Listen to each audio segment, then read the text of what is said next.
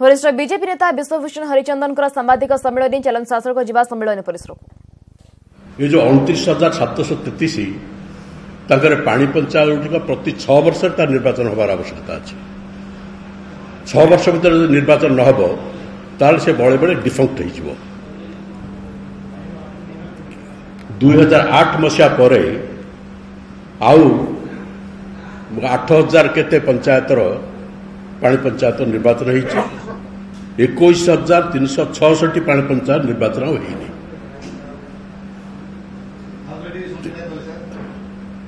एटा हूँ 21,366 पानी पंचायत निर्वाचन होनी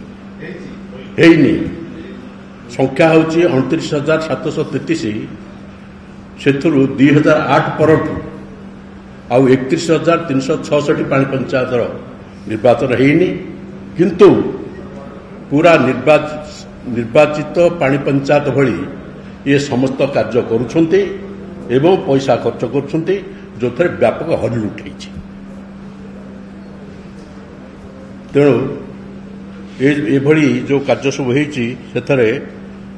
गोटे बड़ जिनस हूँ आईन उल्लंघन कर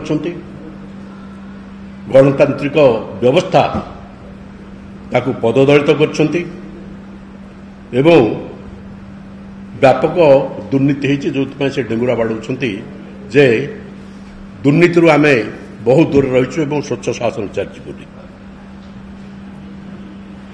आपको कहवाई मुझे चाहूँगी ये जो कथा या पर एजी तार तदारख करते एजी रिपोर्ट जो आसी से स्वीकार कर